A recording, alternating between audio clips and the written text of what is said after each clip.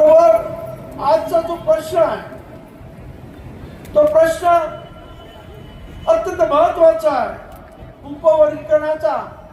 आपल्याला असं वाटत असेल उपवर्गीकरण झालं तर काय बिघडणार आहे, उपवर्गीकरण झालं तर तुमची पुढची एक पिढी बर्बाद झाल्याशिवाय राहणार नाही, हे लक्षात घ्या।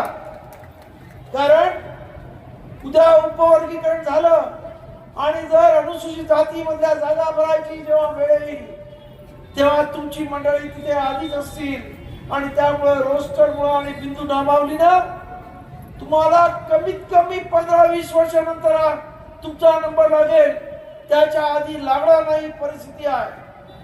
आज सरकारला असं वाटतंय की आंबेडकरी समाज फार पुढे चाललेला आहे आणि याचे पाय खेचायला पाहिजेत आणि त्यामुळं या सरकारनं पहिल्या ते भीमा कोरेगाववरती जेव्हा 2018 ला तुमच्यावरती हल्ला केला तेव्हा त्यांच्या लक्षात आलं की यांच्यावरती उघड हल्ला करून काही उपयोग नाही।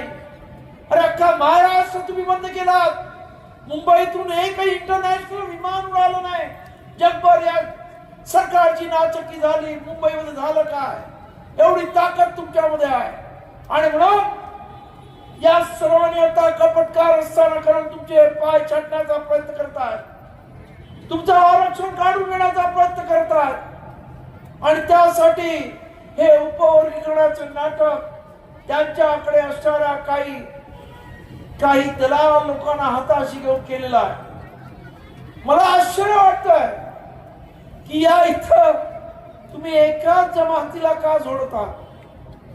अरे आमच्यामधले पण काही आहेत ना त्यांच्याबरोबर, विसरलात का?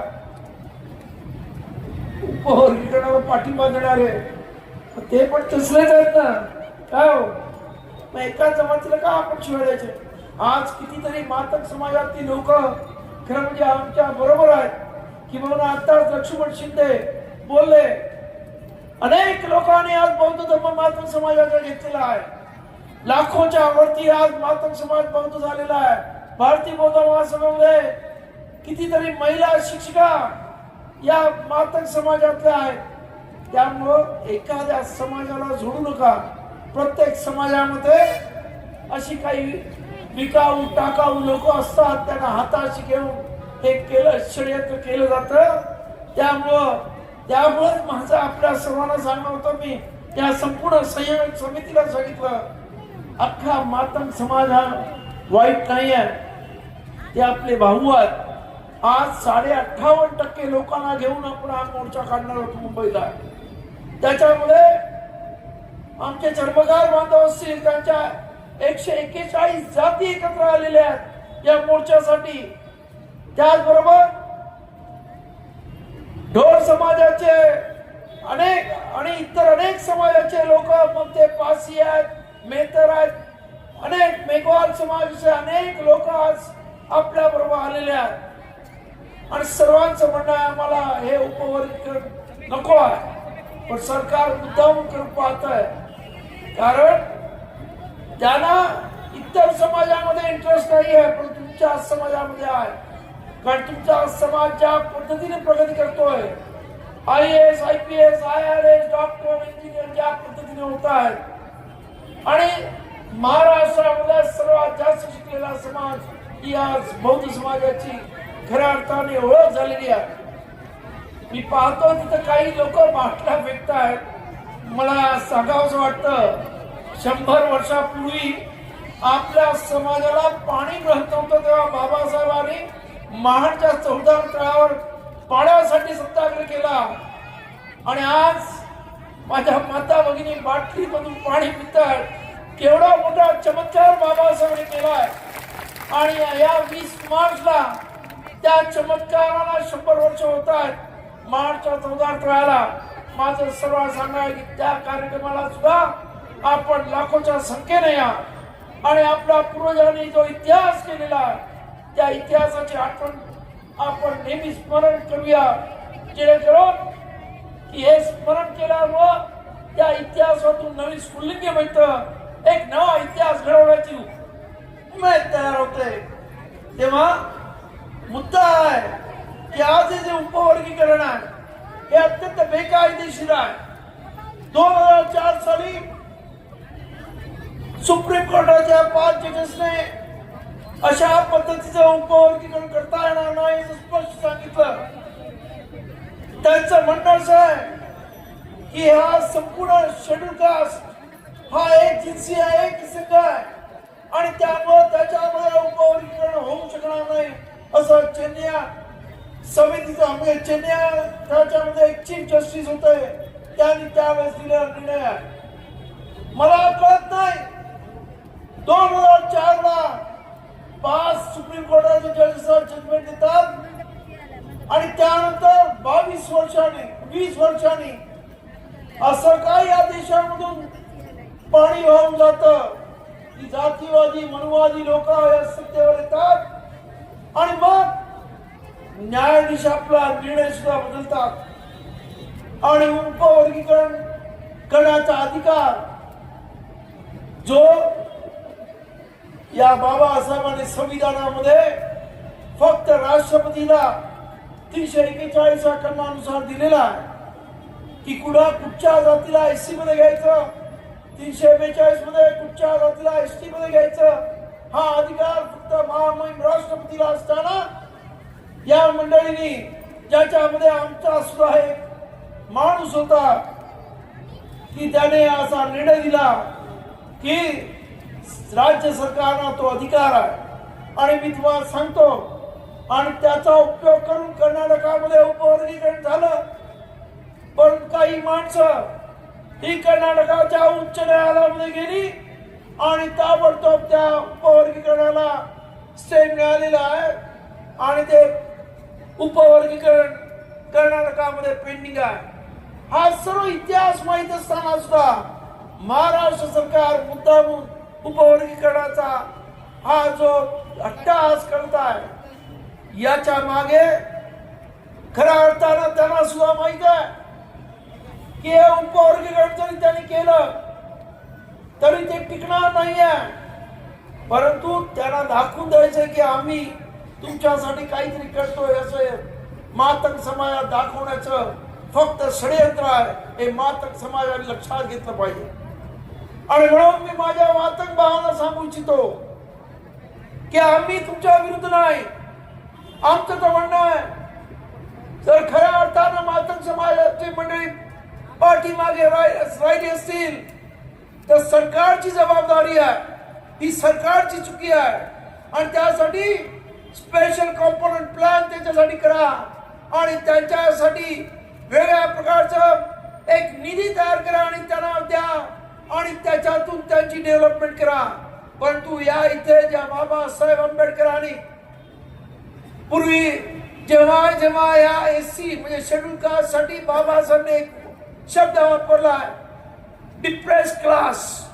बाबासाहेब कधीच यांना जाती म्हणत नव्हते, शेड्यूल कास्ट म्हणजे जाती म्हणत होते तर डिप्रेस क्लास म्हणजे दलित वर्ग असंच बाबासाहेबांचं म्हणणं होतं.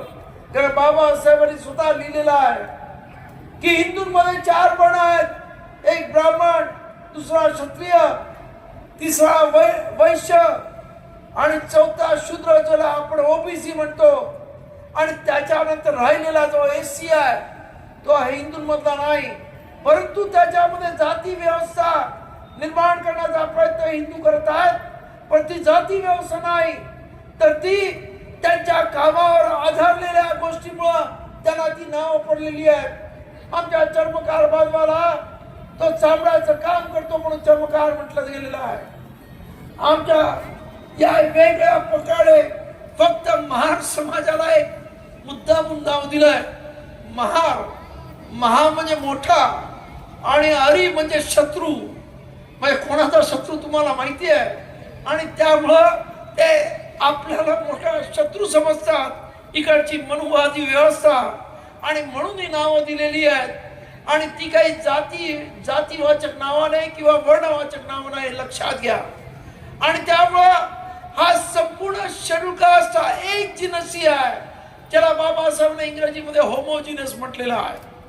आणि त्यामुळे ह्याच्यामध्ये फाटाफूट करण्याचा अधिकार कोणाला नाही. त्यामुळे आज जे करतायत ते संविधानाच्या विरोधी करतायत. सरकारला अधिकार नसताना करतायत आणि इतर ठिकाणी त्याला ज्या पद्धतीनं स्टे मिळतात हायकोर्टामध्ये, त्यामुळे आमचं या सरकारला सांगणं आहे, उगाचच या उपवर्गीकरणाच्या भानगडीत पडून या इथं असणाऱ्या एससी समाजामध्ये वादावादी करू नका. तुमचा इतिहास आहे, मराठा आणि ओबीसी मध्ये वादावादी लावलीत, तुम्ही धनगर आणि आदिवासी मध्ये वादावादी लावलीत, आज आमच्यामध्ये वादावादी लावताय. हे कुठेतरी थांबवा. आपल्याला कदाचित त्याच्यातून एक असं वाटत असेल की एक मोठा वर्ग तुमच्या बरोबर जात असेल, परंतु 1.5% असणाऱ्या मातंग समाजाला खुश करण्यासाठी आणि त्याच्यातले सुद्धा आमच्याकडे कितीतरी आहेत, 1% तरी तुमच्याकडे येईल की नाही हा शंका आहे. पण त्यासाठी तुम्ही 12% एससीना आपल्या अंगावर घेऊ नका हे सांगण्यासाठी इथे आपण सर्वजण जमलेलो आहोत. तेव्हा सरकारनं जागा व्हावं आणि ह्या पद्धतीनं जे उपवर्गीकरण करण्याचा घाट घातलेला आहे तो ताबडतोब थांबावा. आज महाराष्ट्रामध्ये बाबासाहेबांनी एकदा भाषणामध्ये असं म्हटलं होतं की तुम्हाला आम्हाला गुलाम करायला जरी आवडत असेल तरी आम्हाला तुमचं गुलाम राहायला आवडत नाही. आज तुम्ही आम्हाला परत एकदा गुलाम करण्याचा प्रयत्न करताय, आमचं आरक्षण काढून घेऊन आम्हाला परत एकदा पाठीमागे नेण्याचा प्रयत्न करताय. परंतु आमचं आता ठरलेलं आहे, बाबासाहेबांनी दिलेला हा जो विचार आहे ज्ञानाचा, शिका सकट संघर्षाचा, तो विचाराचा धागा आमची पक्का केलेला आहे आणि त्यामुळं आता समाज मागे जाणार नाही तर पुढे जाणार आहे. आणि तुम्ही किती प्रयत्न केलात आम्हाला मागे ओढायचा तरी तो आता शक्य नाही.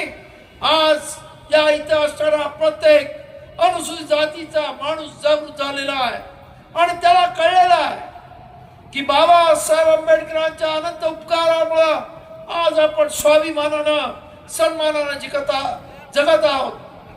आज तुम्ही जो हा अहवाल आपण बदल कमिटीचा जो अहवाल तो बदल कमिटीचा आहे की बंडल कमिटीचा आहे तो वेगळा, परंतु अहवाल बरखास्त आमची मागणी आहे तो बरखास्त करा, ती कमिटी बरखास्त करा, तो अहवाल खारिज करा आणि हे जे चाललेलं आहे राजकारण ते थांबवा, ही आमची या सरकारकडे मागणी आहे.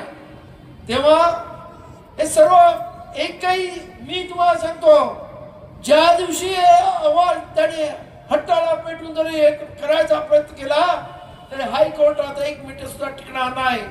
कारण एक तर या अहवालामध्ये पारदर्शकता नाही, या अहवालाचे स्टेक होल्डर म्हणजे या निर्णयाचे स्टेक होल्डर 59 जाती आहेत. त्या 59 जातीच्या प्रतिनिधींना विश्वासात घेऊन कुठल्याही प्रकारचं कामकाज झालेलं नाही आणि त्यामुळं असे कुठचे निर्णय घ्यायचे असतात तेव्हा अनेक सुप्रीम कोर्टाचे डिसिजन आहेत की त्या स्टेक होल्डरना विश्वासात घ्या आणि त्यानंतर निर्णय घ्या, त्यानंतर ते पब्लिश करा.